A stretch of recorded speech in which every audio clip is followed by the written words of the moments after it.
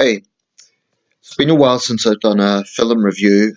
This is going to be a series review rather than a single film. It's a review of a whole series um, because I think it's useful to just make comparisons within the context of the series. And the series is Jaws. Um, of course, this needs no introduction. It was the first major summer blockbuster directed by Steven Spielberg, 1975, and it had free run-off films, free sequels, so to speak. Um, I'm actually reading the novel now by Peter Benchley, which was published in 1974. I don't know if this is the first edition, but I got it on eBay. And I have all the films. I was familiar with the first three in particular, and then Jaws: The Revenge for a long time. I'd actually seen Jaws very early on. Then I remember there was a very long period I didn't see it.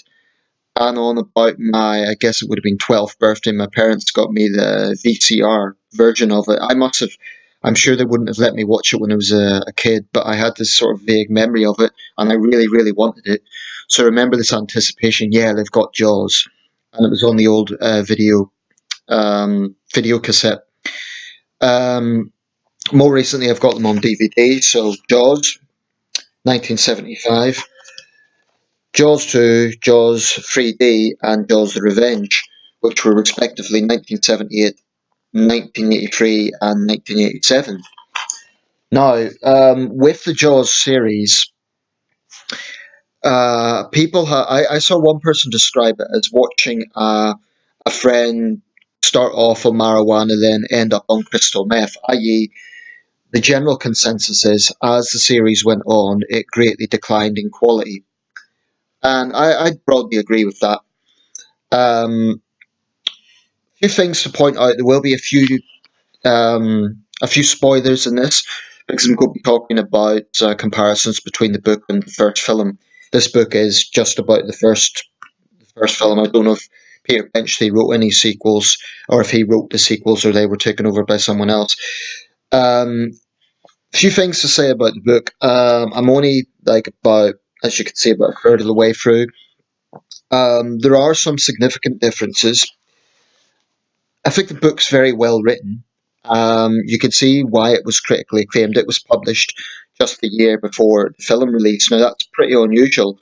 Often it's years before even a best selling book is adapted to film. In this case, it was a mere 1 year. It's well written and it really gets into the psychology, particularly of Chief Brody, who in the film was played by Roy Scheider, who passed away, I believe, in 2008. A lot of it is about the psychology of a man who really is struggling with the pressures of a community that is experiencing this phenomenon of a great white shark attacking unusually northern waters in the American eastern seaboard. Amity Island is a fictional community, but it's based on communities like Montauk and Martha's Vineyard in the northeast coast. So I like the fact the novel really gets into the psychology of what Brody is dealing with, and it gets into a lot of socio-economic issues as well. In the film, obviously, there's not time to go into that, but you can see why Brody is under the pressure that he's under, and you see also the dynamics of the other central characters, people like Mayor Larry Vaughn, who is himself under pressure. There's a character in the novel, Harry Meadows, who is the editor of a local newspaper, and he's a much bigger character in the novel than he was in the film. In the film, he's kind of a secondary character played by Carl Gottlieb, and really he's not a major character. Few screen appearances, he's kind of a side character, but he's not a major character. In the novel, he's a much more important character. Also in the novel, there's a lot more about the dynamics of social class. The film touches on that, um, but less so. And I would say this though, it's not fair to say, oh, it's not the book, it's not the novel. Well, the point is a director can only put so much. I think Jaws is running times like 1 hour 40 minutes, something like that. He simply cannot put all the characteristics of a novel into a film. So people need to understand that directors are under pressure to make something that's workable within that time span. Um, there are some more victims in the book as well. There's an old man before, if you're familiar with the film, before Ben Gardner, the fisherman Ben Gardner. There's an older man who's attacked by the shark. There's a few sequential differences. So, for example, in the attack of young Alex Kintner, the 6-year-old boy, in the book, the beach is relatively empty at that point, whereas in the film, that is the 4th of July holiday. Also, Brody witnesses that attack firsthand. He's on the beach, and there's a very dramatic scene where the sort of camera pans up to him. In the novel, he's at home when he gets the call. The sequence where Alex Kintner's mother confronts Brody is in both the novel and the film, but slightly different. In the film, she confronts him on the sort of harbour front, in front of lots of reporters. In the novel, it's in his office. Um, but the novel's very well written. It's not just about a shark. There's a lot of other dynamics in it. Apparently, there's a whole mafioso backdrop, which isn't in the film, and in some ways, I'm pleased it wasn't in the film. I understand the rationale of it. I know why Benchley put it there to kind of explain why there was so much pressure on Larry Vaughan to keep Amity open, because there was some corruption going on, and he had mobsters basically buying up real estate there. The film doesn't touch on that at all. Another thing that the film doesn't go into, apparently in the novel, and I haven't got up to this point yet. Again, these are spoilers. There's a whole scenario between young Matt Hooper and Ellen Brody. In the film, it's very, very loosely kind of delved in when Hooper turns up and Brody's lost his job because of no, that's the second film. Excuse me. But anyway, there's a whole dynamic of tension between Hooper and Brody in Jaws. The film, it's touched on, but it's the men are. It's more like a sort of working tension rather than anything deeper. In the novel, it's significantly deeper in that. It was, I think, one reason why the first Jaws film got so much acclaim was it could easily have just been another monster movie. I mean, goodness knows there was a lot of B movies up to that point. And there were technical problems on set. Apparently, the model Bruce, the robot, the robotic shark, was incredibly unreliable, which is one of the explanations for it being seen relatively little in the film. You don't see it at all in the first attack of the girl. You only get a glimpse of it in Alex Kintner's death, and I've just seen actually, apparently a deleted scene, there was a lot more to Alex Kintner's death, but actually I think the way they have it in the film, as it exists, is harrowing enough. Just seeing the little boy kind of thrust up, and it's literally like a plume of blood if you remember the film. Um, I think one thing that Jaws really does that not every modern horror does is really gets the suspense accurate. In the film, there's actually only 4 deaths plus a 5 if you include the dog, which isn't even seen. And of those, 2 are particularly graphic, which is the death of Alex Kintner and the death of Quint in the end. Um, but for a community that's terrorized by this great white, it's a surprisingly low toll, like compared to what you might expect. Jaws 2, by contrast, had 7 deaths. Um, so anyway, I don't need to introduce the film. It's a very famous film. If you're watching this video, you've probably seen it. If you haven't seen it, check it out. It's a great film. But the suspense, the acting, and I think everyone would agree that the power of Jaws was the dynamic between the three main guys. Chief Brody, of course, um, Quint, who's an old sea dog fisherman played by Roy Shaw, who was actually only 48 at the time, but he looked a good deal older in his. That may have been his personal life. Robert Shaw, I should say. In his personal life, he had alcohol problems, so maybe that reflected. But he was perfect at that role. For anyone who's interested, Robert Shaw actually had an earlier role in the Bond film From Russia with Love, where he played Red Grant. Anyway, which is something I only found out a few years ago. And then you have young Matt Hooper, who's an let me get this right. There's a word for it. The science of fish. I've forgotten now. It begins with I. Not important. But the dynamic between those three men, the tensions between them, particularly between Quint and Hooper. Quint looks down on Hooper. He sees him as a rich kid who's a know-it-all, and Hooper sees Quint as kind of a fox, working class hero type who, you know, kind of overdoes the tough guy thing. The dynamic between the three men, and then Brody is the embattled small town sheriff who's come from New York City. So they all have these tensions going on in the film. It's superb performances from all three actors. Roy Scheider as Chief Brody, Richard Dreyfuss as Matt Hooper, the scientist, and Robert Shaw as Quint. Very memorable characters, all three of them. What I also like is they're they're not one-dimensional characters. I mean, you think, for example, that Shaw's character Quint is frankly, a bit of an asshole, and he is. Um, but then you see that he had the experience with the USS Indianapolis, which was a famous case during World War II when an American battleship went down, and a lot of the survivors who didn't drown or went mad with water were picked off by sharks. So there's a very famous monologue in the film.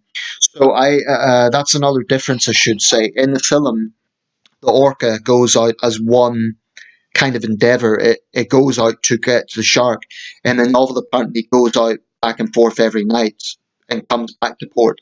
In the film, like, they're basically out there until they get him.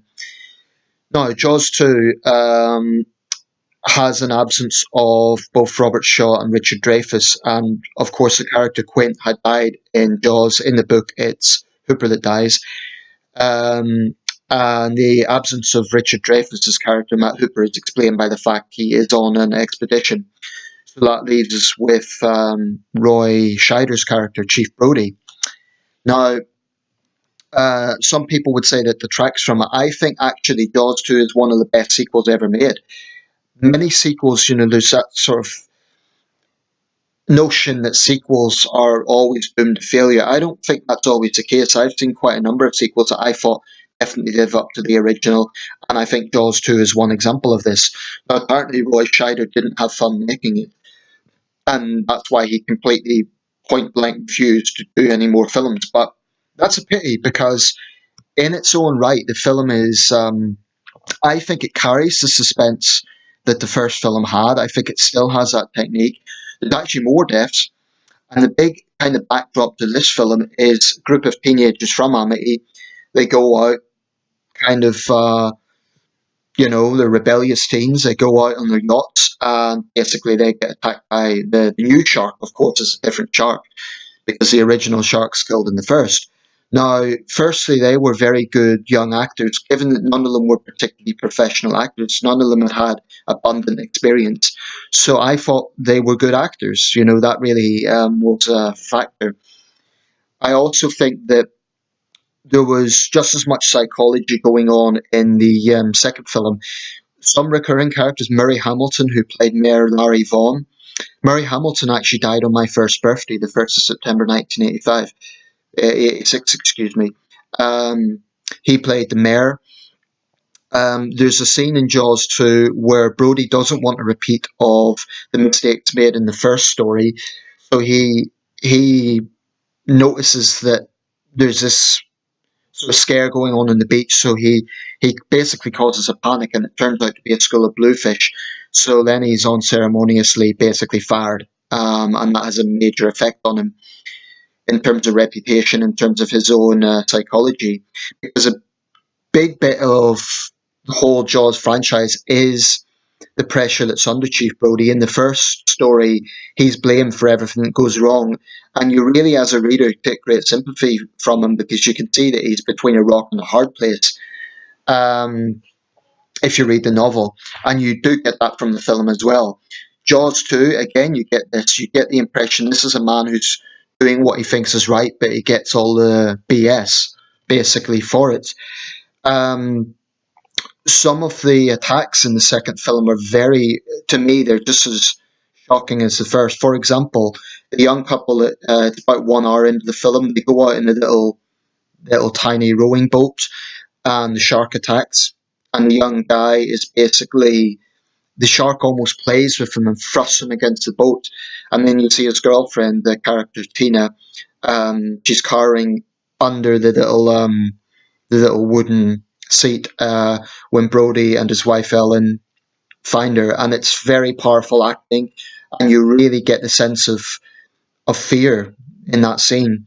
Another scene that's very shocking is the woman who is burned alive when she goes out with her friend on skis. Her friend is taken by the shark, and then she suffers this shark attack, but she tries to like throw petroleum over it, and she ends up setting herself on fire. That's a very shocking scene, very brutal. And then Brody finds her charred remains in the sea, so you can really see what Brody's dealing with. Um, so Jaws 2, I do think, is one of the strongest sequels ever made. I think it can stand up to the original. Okay, it lacks that dynamic of the three main guys, and that may be where the detraction lies. But other than that, the acting is strong, the suspense is strong. It's a good sequel.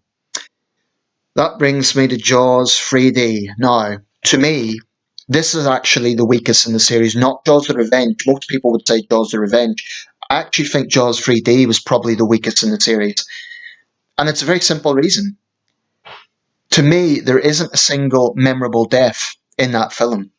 Now, it sounds kind of morbid, but when we are talking about a horror franchise, the whole point is memorable, shocking deaths that make you scared to go into the water. With Jaws 3, it moves south, so it moves to SeaWorld in Florida. It's some years later. Um, you don't see Chief Brody at all, partly because Roy Scheider refused to do another film. Um, but also, Ellen Brody is featured, played by Lorraine Gary. In fact, she's the only, unless I'm mistaken, she's the only actor in the whole series that appears in all four films.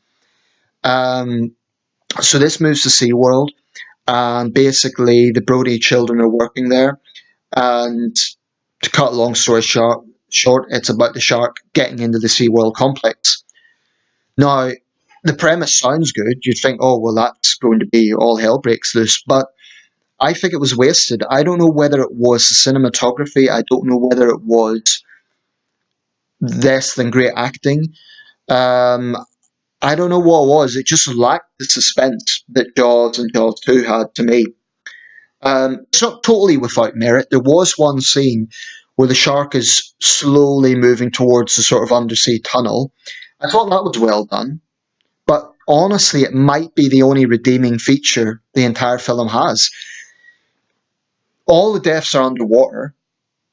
Um, and none of them really stand out. Like I wouldn't immediately think, "Whoa, that's that death from Jaws 3D," in the way that I would think, for example, of Alex Kintner's death, Quint's death in Jaws, um, the young couple, like I mentioned in Jaws 2. There's just no sort of attack that particularly stands out. So to me, that is the weakness of Jaws 3D. Having said that, I didn't see it in the big screen, and maybe that particular scene where the shark slowly moving towards the tunnel, I do think that was well done. But to me, it's the only really redeeming feature of the film, so it probably deserves the criticism it gets. Now, Jaws of Revenge. This one has been absolutely lambasted. I believe it has a 0% on Rotten Tomatoes, which I don't agree with. I think that's a bit harsh.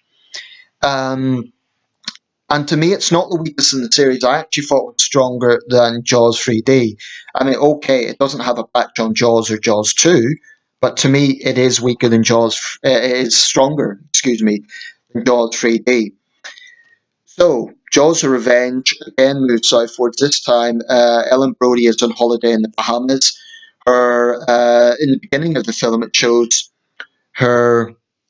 I think it would be her older son, Sean Brody, is kind of deputizing in Amity, and it's Christmas Eve, and he has to go out to pick up some driftwood that's getting in the way of fishing boats. Shark attacks, and it is quite a harrowing scene because you see his kind of yellow overalls on, and the shark's getting his arm off. It's pretty brutal. And in the background, you hear the carol singers singing Silent Night. Now, I think that is quite a dramatic scene, and it's quite memorable, more memorable than any death in Jaws 3D. So obviously, Ellen Brody now has lost her husband because the storyline is he died of a heart attack. She thinks it was brought on by fear of the shark, like sort of PTSD. Um, Her older son's being attacked by the shark, so she's a woman who's become fixated on this, almost like obsessed with revenge. So a big bit of it is actually the dynamic around her. Now, the cast got criticised for their acting. I think that's a bit unfair. I personally thought it was okay. Michael Caine makes a cameo, so does Mario Van Peebles. And in this one, her younger son, actually, Sean, yeah, it's the older son, Michael, that got attacked, excuse me. Um, in this one, Sean is now working as a sort of oceanographer, an ocean biologist, and he's picking up big snails around the Bahamas. And he has to convince his mother that it's safe. But lo and behold, the shark attacks again. Um, there is one attack in that where there's a woman on a banana boat that gets eaten, like taken off the bottom of the banana boat. But in the whole film, there's only two deaths. Um, there is one sad backdrop to this film, which not many people may know about, and that is a little girl um, who was in the film. I'll just get up her name. She was a child actor, and sadly, she was a victim of a murder suicide. That struck me when I was looking at the kind of filmographies of the cast. So if you just bear with me a second, like I say, Ellen Brody is the only character who kind of is in all four films, um, played by Lorraine Gary. Um, yes, the little girl is played by Judith Barzey, who also done the voice of the Triceratops in The Land Before Time. Now, the sad background of that is in 1988, a year after this film, she was a victim of a murder suicide and she was only 10 years old. So that's kind of a sad backdrop that not everyone may be familiar with. She plays the little girl in the film, the daughter of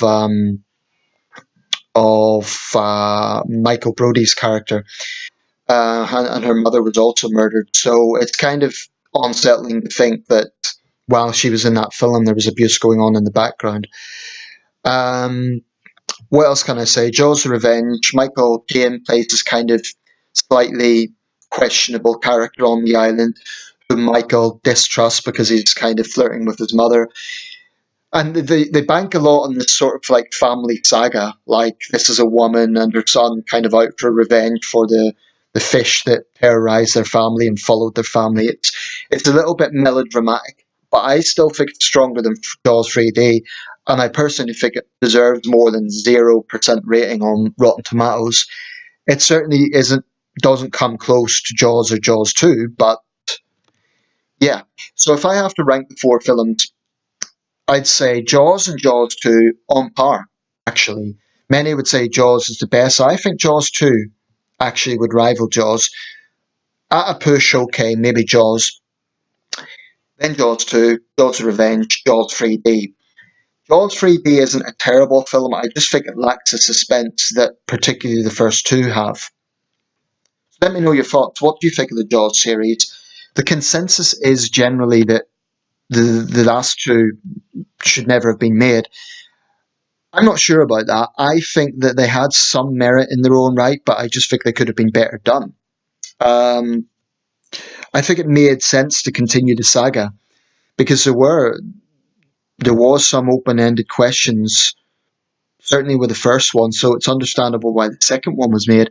Okay, maybe after the second one they could have drawn their clothes. But the thing is, it's just the nature of film. Where you have something that's that popular, there will be demand for sequels. There will be an interest in that. And if those films weren't made, then you could be sure that someone would have written sequential novels. So, anyway, let me know your thoughts. If you haven't seen Jaws, check it out. If you haven't seen the others, check them out. Let me know your thoughts. This is the novel Jaws by Peter Benchley. I believe the first two films were directed by Steven Spielberg. I can't remember the other two. I think it was Jan de Bont. Can't quite remember. But yeah, probably overlooking something, but I'll leave it there.